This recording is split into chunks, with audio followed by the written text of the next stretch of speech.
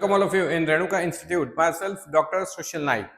आज हम बात करेंगे कुछ क्रोमोसोम के नंबर फाइंड आउट करने वाले एमसीक्यूज की।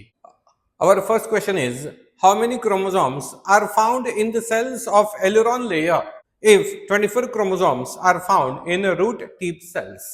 हमें यहाँ पे रूट टिप सेल्स में 24 क्रोमोसोम्स दिए गए हैं। हम जानते हैं रूट टिप मतलब रूट का पार्ट हुआ, and root is always diploid as it is a somatic plant organ. Root, stem and leaf ये सोमेटिक प्लांट ऑर्गन है जो हमेशा डिप्लॉयड होते हैं, 2n होते हैं। तो यहाँ पर 2n इक्वल टू 24 हुआ। It means haploid condition n 12 होना चाहिए। ये तो n की वैल्यू फाइंड आउट हुई। फाइंड आउट करना है एलिरॉन लेयर के अंदर कितने क्रोमोसोम्स है। ये aleurone layer is nothing but it's a endosperm and in angiosperm is always triploid, so it is a 3n।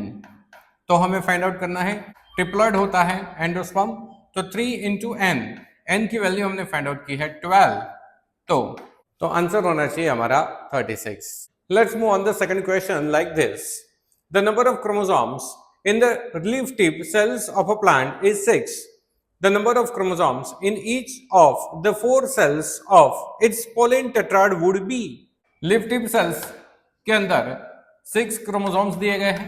जैसे मैंने बताया कि लीफ सोमेटिक प्लांट ऑर्गन होता है जो हमेशा डिप्लॉयड है, इसलिए 2n इक्वल टू 6 लिखा जाएगा, n is equal to 3। n का वैल्यू हुआ 3 क्रोमोसोम यहां पर हुए।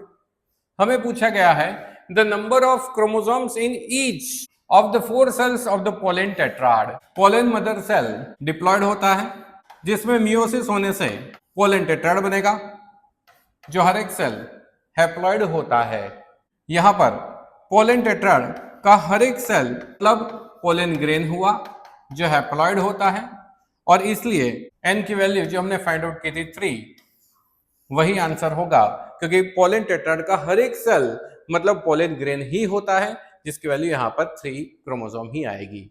The number of chromosomes in radicle is 16. What will be the number of chromosomes in pollen tube nucleus, antipodals, secondary nucleus and endosperm respectively? तो बहुत सारी चीजें यहाँ पर हमें पूछी गई है। रेडिकल में 16 क्रोमोसोम्स दिए गए हैं।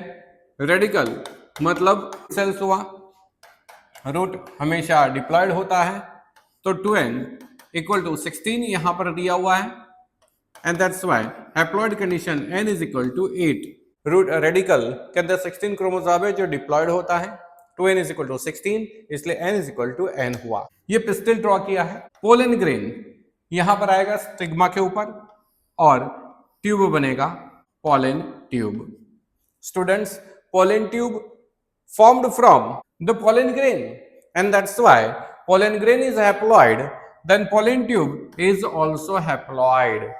हमें पूछा है पोलन ट्यूब के न्यूक्लियस में कितने क्रोमोसोम होंगे। भाई पोलन ट्यूब न्यूक्लियस तो हैप्लॉइड होता है, तो फिर यहां पर n की वैल्यू हमने ऑलरेडी फाइंड आउट की है, तो n की वैल्यू यहां पर 8 मिलेगी। पहला आंसर पोलन ट्यूब न्यूक्लियस में 8 क्रोमोसोम्स होंगे। ये एम्ब्रियो सैक ड्रॉ किया हुआ है।